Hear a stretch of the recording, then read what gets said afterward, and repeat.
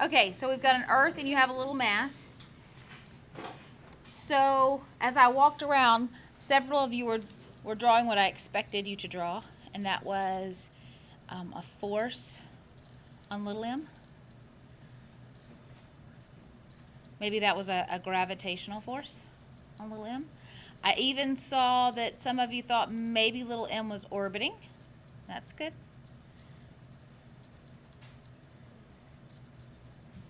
So if little m is orbiting, and so later maybe it's over here, what's acting on it here? Or is there any interaction between the Earth and the little mass now? There's still a gravitational force. Which way? Is it like over towards the center? So we still have a gravitational force there? Okay. What about this spot right here where my mass is not located? Is there a force there? Is there a mass here? If I put a mass there, would there be a force? Why? A gravitational force? Do you remember the gravitational force between two bodies?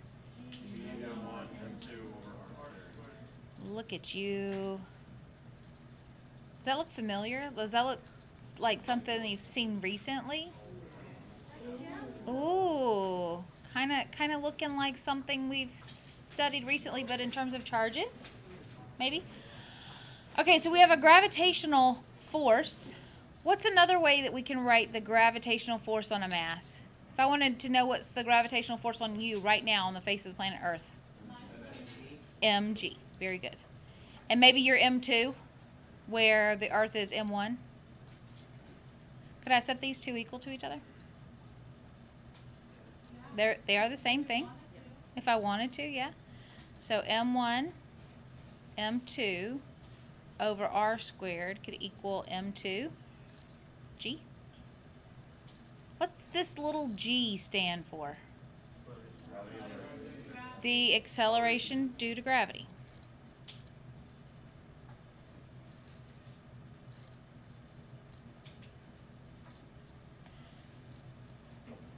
It's also referred to as equivalent to the gravitational field.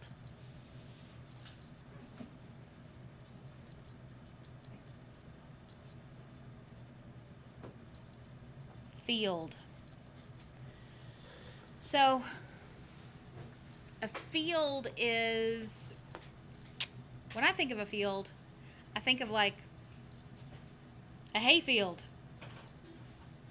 Long, tall strands of grassy, weedy type stuff standing up. A cornfield, something standing up.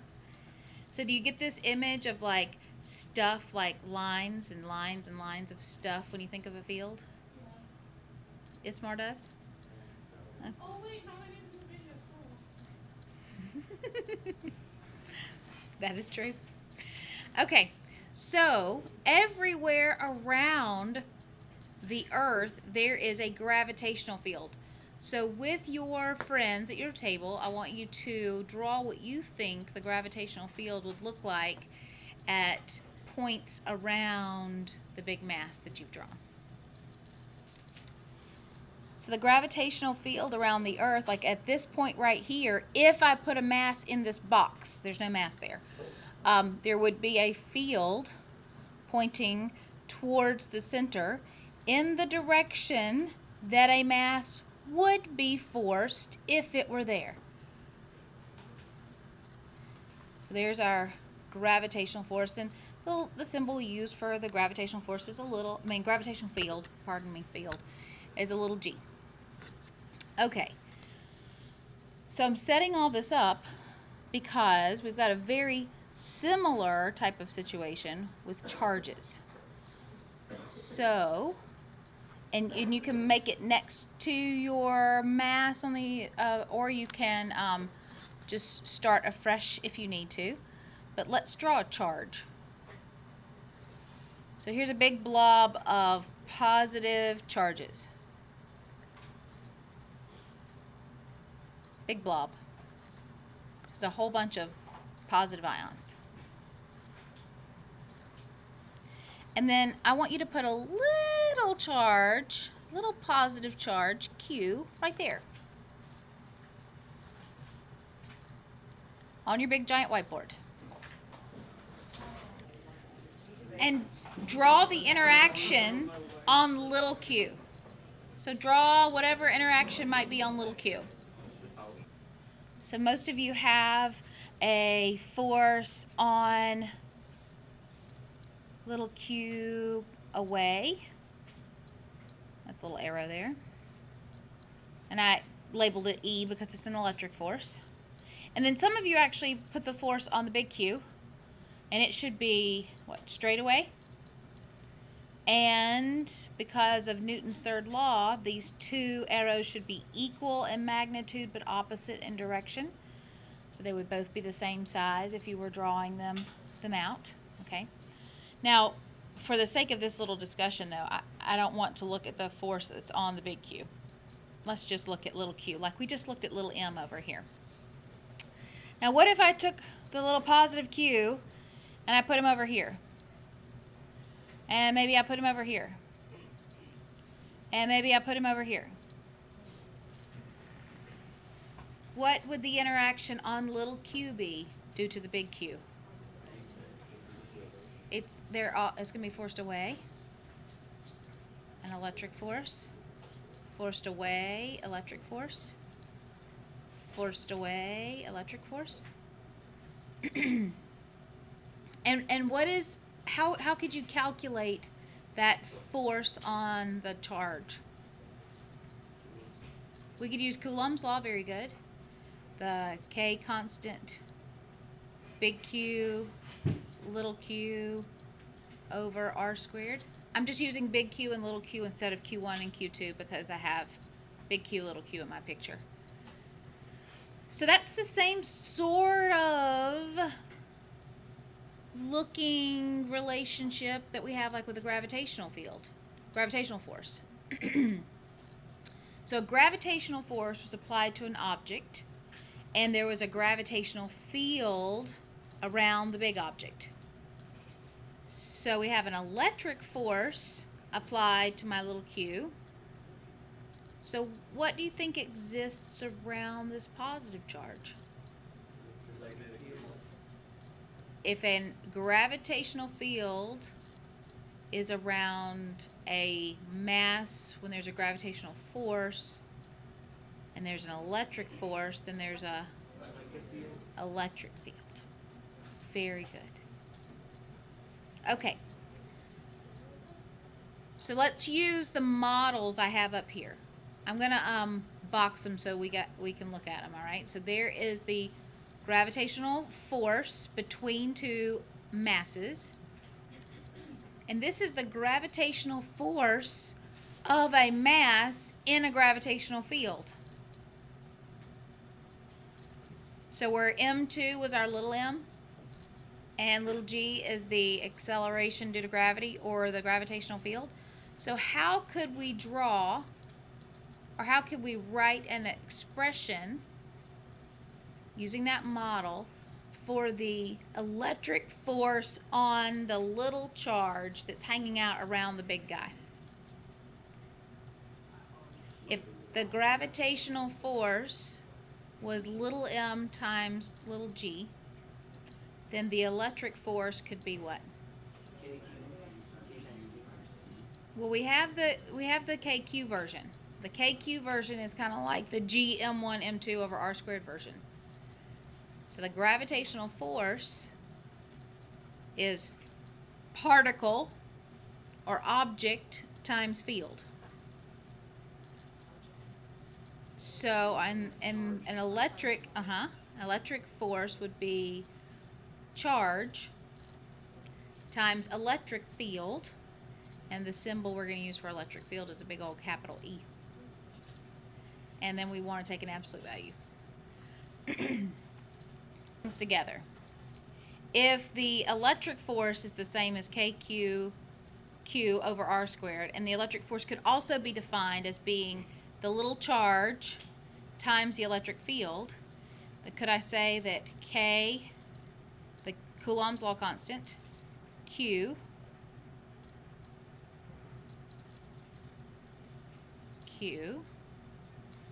over R squared would be equal to little q, the particle, times the field.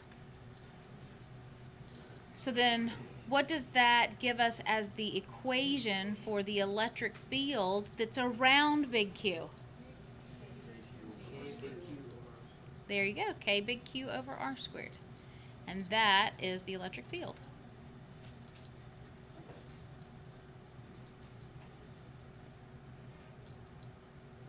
And here's our Coulomb constant. Coulomb constant, CC. I'll pretend that you are all excited about that. This is our point charge.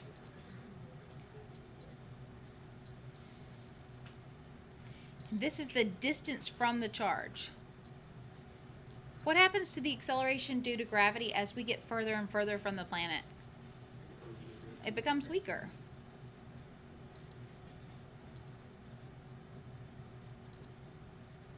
So if we put these two together, back over here,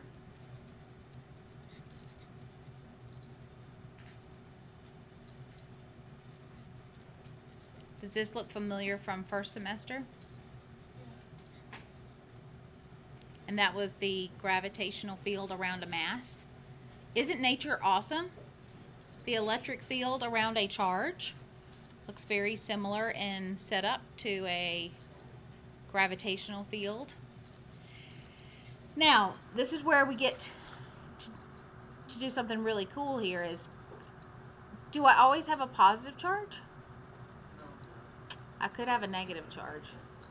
So let's look at what that would change about our problem here. So if I have a negative charge, big old negative charge, and I put a little positive charge here, which way is my little positive charge going to go? Towards it. Okay, so what's effectively happening?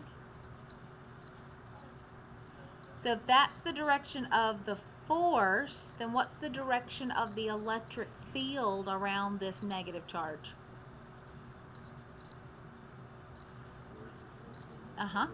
It's parallel to the force. That's very right. So an electric field is towards the negative charge. So that's my electric field. But a big positive charge here would have an electric field, because if I put a little positive charge close to it, it would move away.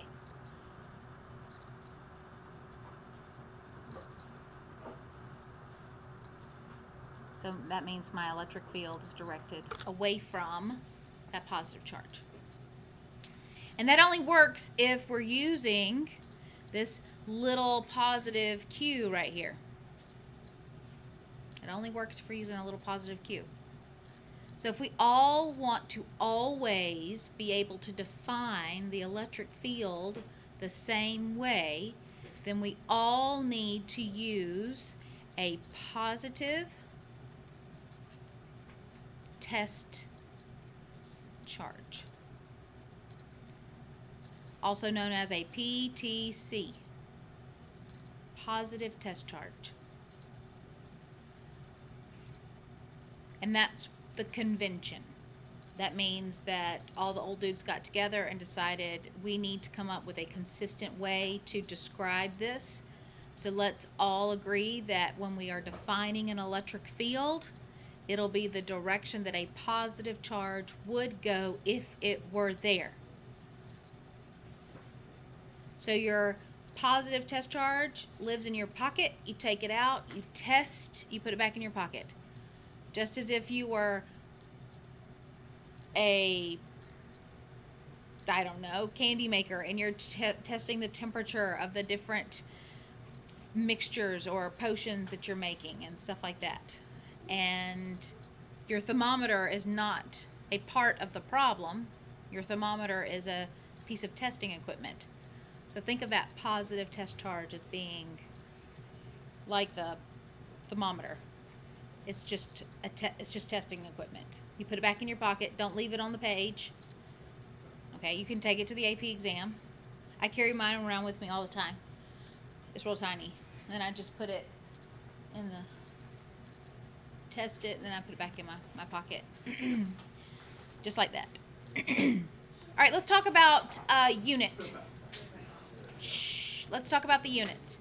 So let's go back up here. I think the easiest way to look at the unit for an electric field is to define it using this version right here of the electric field force relationship. So this is an important guy right here. That's not trivial. And this is also an important guy right here. Not trivial. But let's use this F is equal to QE business and define the unit. So if the electric force on a charge in an electric field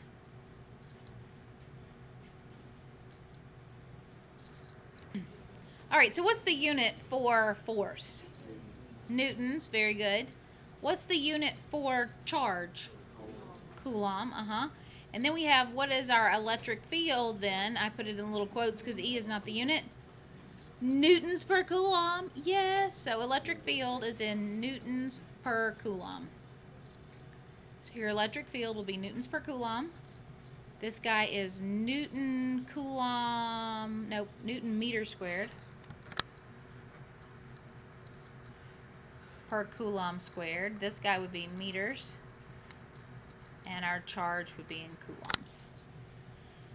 Just a little review there. So an electric field exists around every single charge, just like a gravitational field exists around every single mass.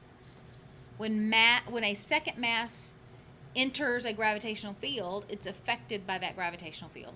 When a second charge enters the electric field, it is affected by that electric field. Okay?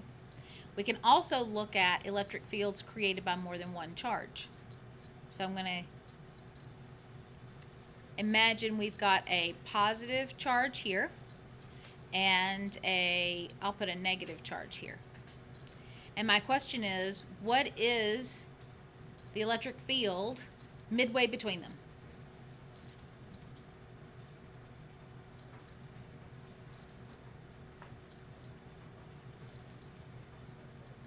Well, first of all, if you have this, if you have this distance, let's call it R, and this would also be R. This is an empty space. There's nothing there. How could you find the electric field? How could you calculate the magnitude or the amount of the electric field due to this positive charge at that point right there? The positive test charge is for direction, but how would we calculate the amount, like a number for so the electric field due to this guy right here, we'll call it E1, would be K Q over R squared. What about the electric field at this point due to this negative charge over here? K, absolute value of a negative Q over R squared. So far, so good? Now, these are vectors. And I know that from my study of vectors, I have to know which direction they're pointing in before I can begin to add them or subtract them or whatever, because that's the direction gives us information about how we're going to add them up. So if I put my positive test charge in here, which way would my positive test charge be forced due to the positive Q over here? So this positive charge does not like that positive charge. So my test charge would be forced to the right. So that would give me the direction for E1. Now ignore this guy over here. Let's just look at the negative charge on the right. What's my negative charge going to do to this positive test charge? It's also going to pull it to the right, so the electric field must also be to the right from that guy right there. Does this guy live here? No way. He's going to go away. Boop. I put him back in my pocket. Because there's nothing there. It's empty space. So then I would sum the electric fields, and they're only in the x direction. And I would have E1 plus E2. Could you then substitute your values in for E1 and E2? Mm-hmm.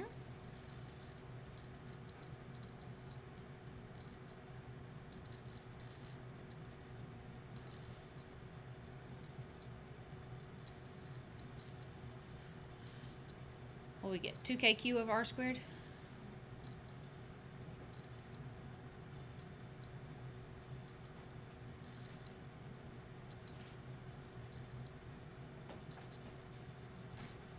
Questions so far?